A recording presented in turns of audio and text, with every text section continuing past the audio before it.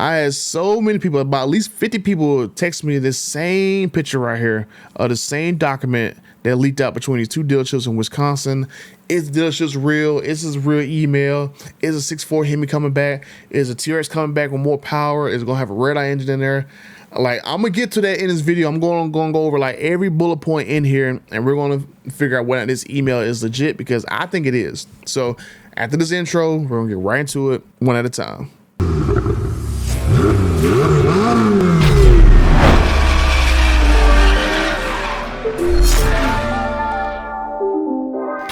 The weather's warming up, which means it is time to bring your favorite ride out of hibernation. And what better way to kick off the season than by saving up to 15% off on the top aftermarket accessories for your muscle car, pony car, truck, or SUV.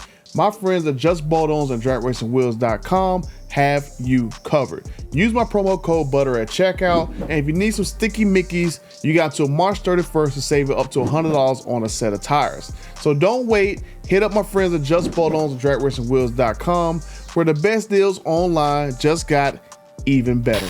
Okay, I'm over 40,000 friends, and 65% of you guys nice subscribe. Now, this email I think is legit. The names on here matches up with a dealership, well actually two dealerships, and it makes sense to why these people are being emailed. And so I fully believe that Stellantis either sent them a very bad email about this leak, or they probably gave them a very interesting phone call about why their people are leaking this information.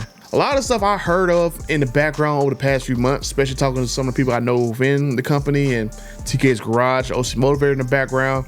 So let's go ahead and start with Ram, which is the biggest thing, because Ram is basically the cash cow of the brand. The 5.7 Hemi will be back in the Ram 1500s. We basically knew this was happening basically for the last 2 months since January. They went on a whole little campaign with Tim Knisses and everybody saying that it was un-American to get rid of the Hemi, and Mopar insiders leaked that the 5.7 Hemi was coming back to America, which hasn't been produced in America for like what, I think like 16 years. This all kind of lines up with data that we've gotten over the past few months, and just it being this email that's basically just, you know, confirms some things that we've heard for the last few months. The 5.7 coming back to 1500s, that makes a lot of sense. I've heard from people telling me that the 5.7 Hemi is cheaper to make than the actual Hurricane engines, so it makes sense that these going to be on more cheaper models, and I think that's what's going to happen to the next bullet point underneath, where the Express and the Walleye packages are going to be in the DT body style. Those are basically trims that was on the Ram Classics, and they're going to move over to the Ram new body style, the DT, but it makes a lot of sense to bring the Express back for a cheap bare bones model.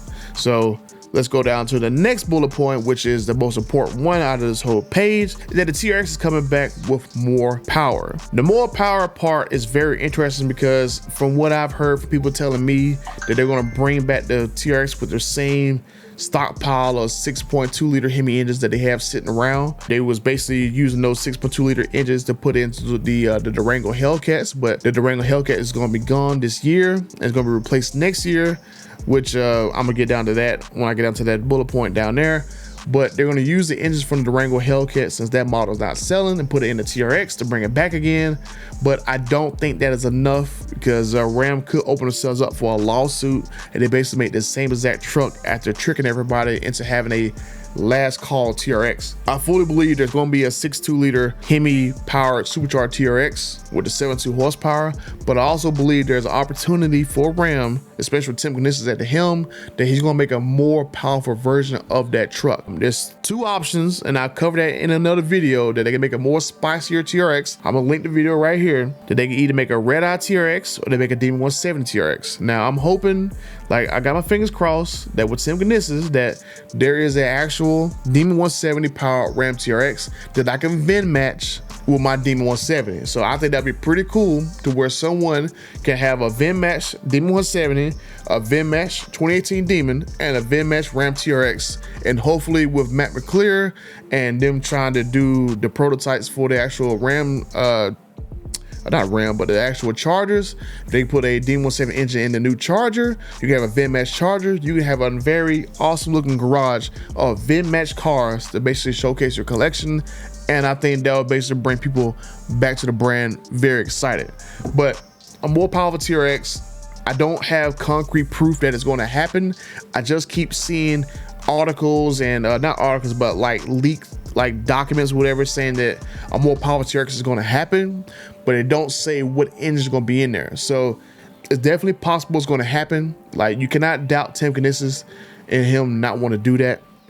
So I do believe it's possible. I just don't have any concrete proof from my sources that tell me that it's going to happen. But with Tim Knissis keeping like the demons secret and all that stuff, I fully believe that it is possible. I just don't know and which engine's gonna be in there. But I'm gonna try to make sure I find out, and then I'll make sure I make a video to let you guys know about that. Let's see, the RAM rev has been delayed. We knew that was going to happen. That was announced like maybe like back in January that's going to happen. It makes sense to delay the RAM rev until the second half of 2026, because later this year they're going to make pilot versions of the Charger Daytona EV with those solid state batteries from their little partnership with Factorial.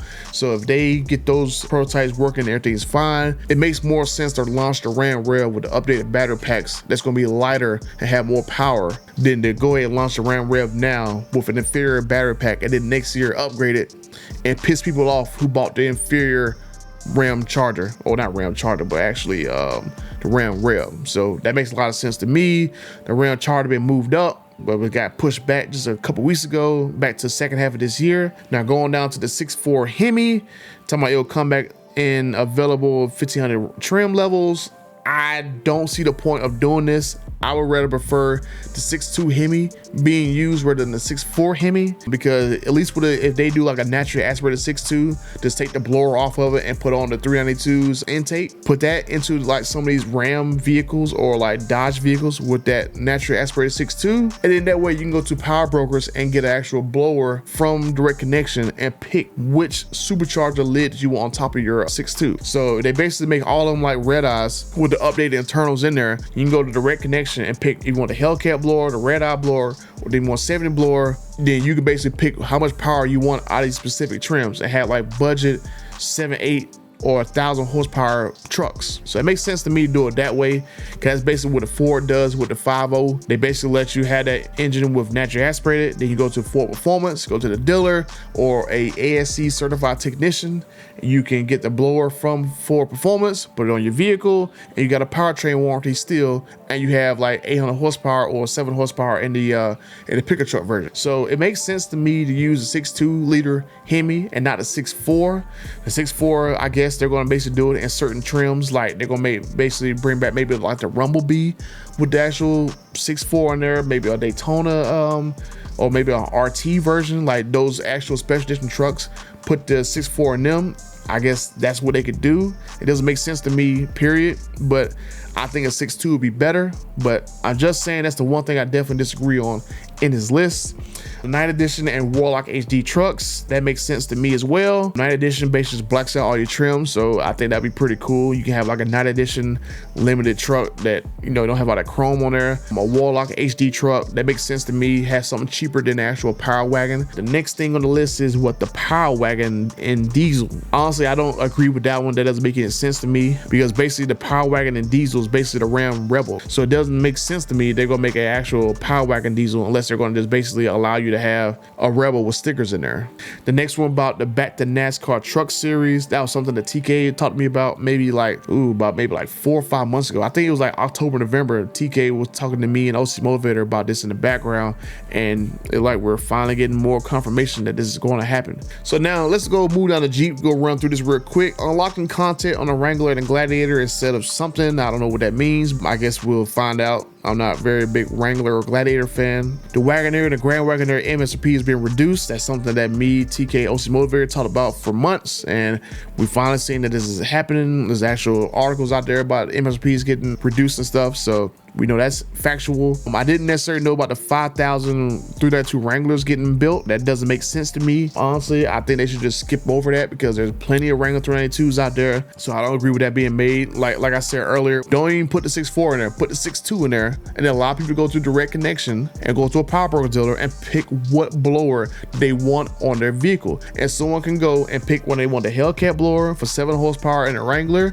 If they want the red eye blower, they want 800 horsepower in a Wrangler. Or if they want the D170s blower, the black one, they get up to almost 1,000 horsepower out of that daggone vehicle. I think that makes a lot more sense than making a 6.4 392 Wrangler. It just makes more sense to me to do it that way. But I'm just saying, just throwing it out there, Dodge and Ram and my dear friend. I'm just saying, doesn't make any sense. Going on to the next one, you got the Recon coming out in Q4. I thought it was gonna happen sooner. If you don't know what the Recon is, basically like an EV only version of the Wrangler, is a little bit bigger. The new Cherokee job one is in October, so I guess that's when they're gonna spin up production for that vehicle. They definitely need to bring that back because they lost a lot of market share not having a cheaper Cherokee in a lineup, so that's very obvious. Now we go down to Dodge. Let's see, the last year for the Durango, the next generation Durango is going to take place in 2026 as a 2027 model year vehicle, so we already knew this was going to happen. Let's see, the Hornet GLH, Matt McClure confirmed that like a month or two ago on the podcast. And the Chrysler, no one really cares about the Pacifica Fab model, whatever the crap that is. Let me know what you guys think. What on the list has you most excited? I know everybody probably going to probably say maybe the TRX with more power going to be most exciting, and I'm definitely going to find out about that particular truck because I am very excited about that, and I'm like crossing my fingers that Tim Knisses will make a Demon 170 powered TRX, and I can actually get a VIN match one. Just the only problem going to be is the dealers, and that's the one thing going to basically piss me off if that is the case. The dealers going to try to do everything they can to basically, you know, strong arm you into not having a VIN match vehicle, but I guess we'll see. But like I said, let me know what you guys think, and until the next time, I'm out.